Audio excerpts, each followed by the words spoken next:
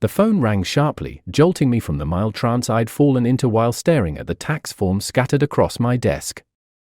The caller ID flashed Sam Jr., and I answered immediately, a smile already tugging at my lips in anticipation of hearing my son's voice. "Hey, Dad," Sam's voice crackled through, but the usual cheer was missing. It sounded strained, urgent. "Sam, everything okay? You sound off." There was a heavy sigh on the other end. "Dad, it's Mom. I don't even know how to say this." My heart skipped a beat. "What's happened? Is she hurt?" "No, it's not that. I caught her, Dad. With others. Soldiers. Even the colonel." A cold wave washed over me. "Caught her? Sam, I need you to be clear. What are you talking about?" He paused, and I could almost hear his heart breaking over the line. "I walked in on an orgy, Dad. Mom was there, right in the middle of it. I couldn't believe it." The room spun slightly as I processed his words. Betrayal, sharp and bitter, welled up inside me. "Where are you now? Are you okay?" "I'm back in my quarters. I'm okay, physically. But Dad, I can't unsee it. And I don't know what to do. Stay there. I'm coming to you. We'll sort this out together." I hung up, my mind racing. The drive to the base was a blur, the scenery whipping by while my thoughts churned with anger and disbelief. How could she, after all these years, to betray not just me, but our son in such a disgraceful, public manner? When I arrived, Sam was waiting, his face pale and eyes red-rimmed. We embraced tightly, no words needed. Pulling back, I searched his face.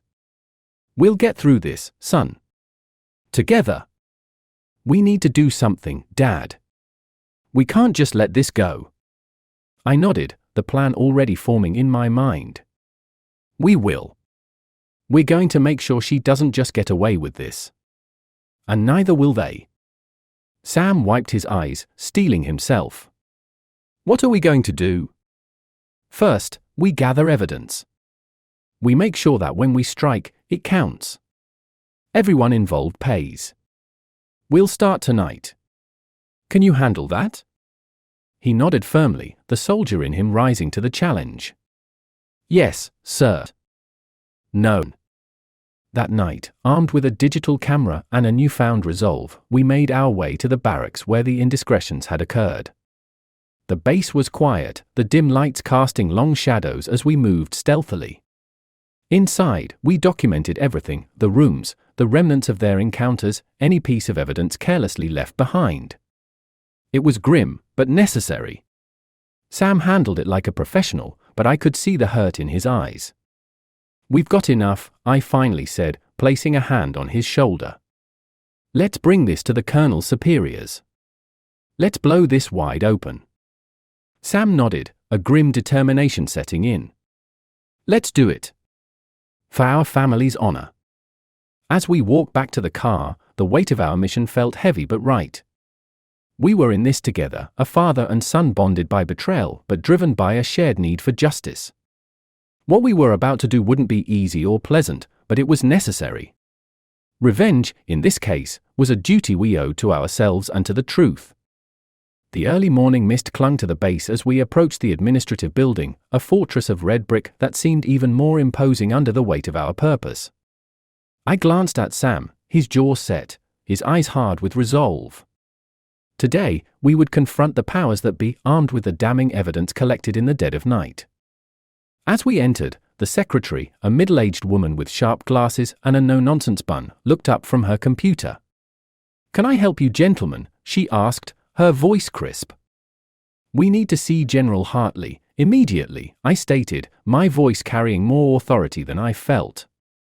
Sam stood beside me, his military bearing more pronounced than ever.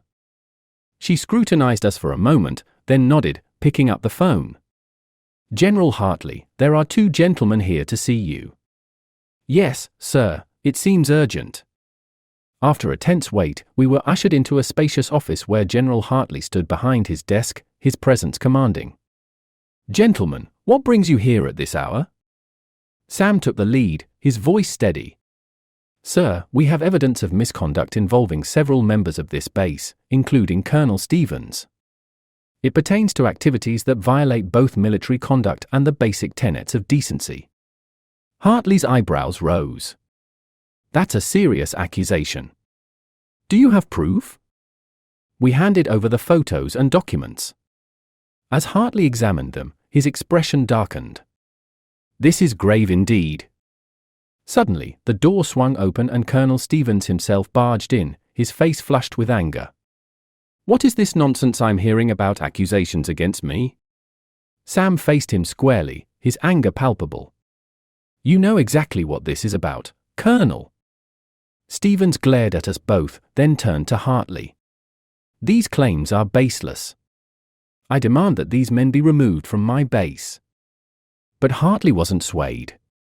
"Sit down, Colonel. This is far from baseless.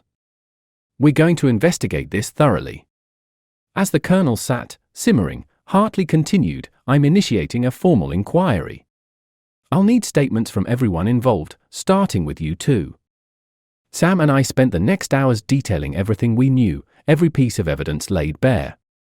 Hartley listened, his face grim, occasionally jotting down notes. After we finished, Hartley spoke, "I need to discuss this with other senior officers. I'll be in touch with both of you." Dismissed.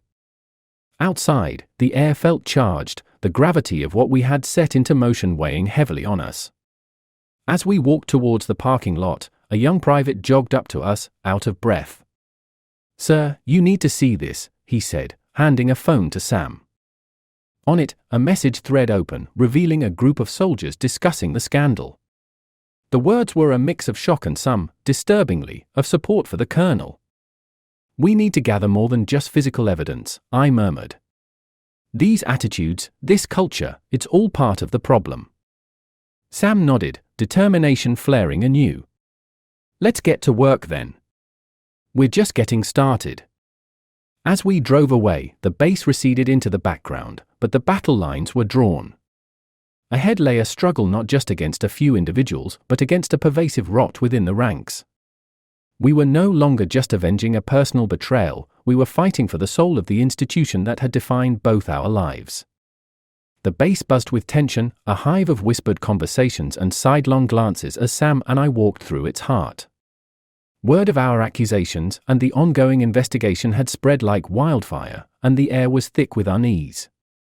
"Looks like we've stirred the hornet's nest," Sam murmured, his eyes scanning the surrounding faces, some curious, others hostile. "We knew it wouldn't be easy," I replied, keeping my voice low. "But it's not just about exposing them anymore. It's about changing this place for the better." As we approached the mess hall for lunch, a group of young soldiers blocked our path, their leader, a tall, broad-shouldered man named Corporal Jensen, stepping forward. "Heard you're causing quite the stir, Mr. Barnes. Some think you're heroes. Others think you're just stirring up trouble for attention." Sam stiffened, but before he could speak, I put a hand on his shoulder, signaling him to let me handle it. "We're not here for glory, Corporal. We're here because what happened was wrong, and it needs to be addressed." Jensen's gaze flicked between us, assessing, then he nodded slowly. "Maybe so. But be careful. Not everyone sees it that way." "Thanks for the heads up," Sam said, his tone guarded. We continued into the mess hall, feeling the weight of many eyes on us. Choosing a table in the corner, we sat down with our trays, trying to appear unfazed. Halfway through our meal, Lieutenant Garcia approached our table, her expression serious. "May I join you?" she asked, her tone indicating it wasn't really a question. "Of course, Lieutenant," I said, gesturing to an empty seat. Once seated, she leaned in, lowering her voice. "I want you to know, not everyone is against you. Some of us appreciate what you're trying to do. It's high time things changed around here." Her words were a balm, and I nodded gratefully. "Thank you, Lieutenant." We could use all the support we can get. Garcia glanced around before continuing. There's talk that some are planning to discredit your claims, make it look like a personal vendetta against Colonel Stevens. Sam clenched his jaw. Let them try. We have the truth on our side. Yes, but the truth needs allies, she countered. You'll find friends in unexpected places. Keep your eyes open and trust carefully. The bell for end of lunch rang, and Garcia stood, her eyes steady on ours. Watch your backs, she warned before departing. As we left the hall, I felt the simmering hostility, but also the undercurrent of support from unexpected quarters. She's right, you know, I said to Sam. This isn't just about exposing what happened. It's about building something better from the ashes. Sam nodded, a new resolve in his gaze. Let's get back to work then. We've got allies to gather and a culture to change. Back at our makeshift command center, a cramped office lent by a sympathetic officer, we laid out our strategy. We would need more than just evidence, we needed public support and allies within the ranks. Our next steps were clear: gather more testimonials, secure backing from influential officers, and prepare for the backlash from those who would rather maintain the status quo. As we worked into the evening, the phone rang. I answered, tensing as an anonymous voice whispered a warning. Be careful. They're planning to come after you tonight. Who is this? I demanded, but the line went dead. I looked at Sam, his expression mirroring my concern.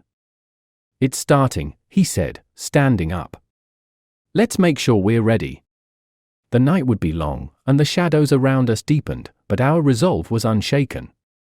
We were in this fight together, and we were not backing down.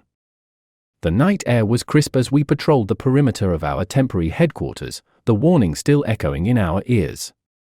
Sam carried a flashlight, its beam slicing through the darkness, while I kept my hand close to the pepper spray in my pocket. Think it was a prank? Sam whispered, his eyes scanning the shadows. No. It felt genuine. But whether it's a real threat or just to scare us, we need to be prepared, I replied, my senses on high alert. As we rounded the corner of the building, 3 figures stepped out from the shadows, blocking our path. The leader, a stocky man I recognized as Sergeant Blaine, a known crony of Colonel Stevens, sneered at us. Going somewhere, gentlemen? Sam stepped forward, his posture rigid. Just taking precautions, Sergeant. You know, with all the tension around here. Blaine laughed, a harsh sound that didn't reach his cold eyes. Maybe you need to watch where you stick your nose. Before I could react, the men moved towards us, clearly intent on intimidation, or worse. But as they advanced, headlights flooded the parking lot, and a jeep screeched to a halt beside us. General Hartley and 2 military police officers jumped out. Enough! Hartley bellowed, his authority undeniable. Sergeant Blaine, stand down and explain yourself. Blaine and his men hesitated, caught off guard.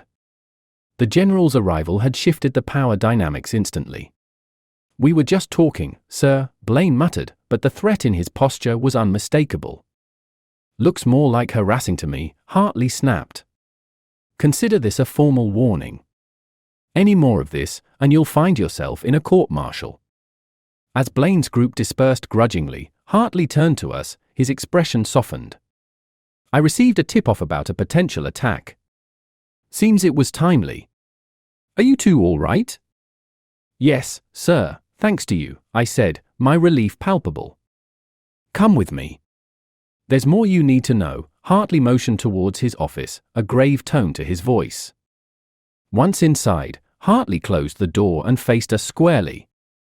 We've conducted a thorough investigation based on your evidence. It's more extensive than we imagined. It's not just about infidelity or misconduct, it's a network. Stevens was at the center, yes, but it's bigger than him.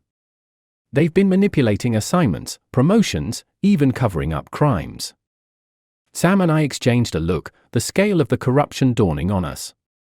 So, what happens now? Sam asked. We dismantle it, from the top down. Starting with Stevens and his closest allies. And it doesn't end there. We're implementing new oversight protocols base-wide. And, Mr. Barnes, Sam, we'd like your help.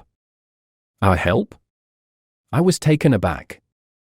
Yes, Hartley continued. You've shown courage and integrity. We need people like you to help monitor the reforms. Sam, we're considering you for a position in the military police, if you're interested. Sam nodded, a determined light in his eyes. I'd be honored, sir. And Mr. Barnes, Hartley added, we need a civilian liaison for the Oversight Committee, someone to bridge the gap between the military and public sectors. Would you consider it? I was stunned. Yes, sir. I'd like that very much. As we left Hartley's office later that night, the base felt different, like a storm had passed, leaving the air clearer. You think things will really change? Sam asked, a hint of skepticism in his voice. They have to, I said firmly. And we'll be here to make sure they do. As we approached our car, my phone beeped with a new message. It was from an unknown number, but this time, the message was different, thank you. Simple, anonymous, but it told me we weren't alone in this fight. Sam clapped me on the back, a smile breaking across his face for the first time in days. Let's go home, Dad. We've got a lot of work ahead of us. The night was still, the stars bright above us as we drove off, a father and son united not just by blood, but by a newfound purpose. We had stepped into the darkness and were coming out the other side, ready to shine a light on the shadows.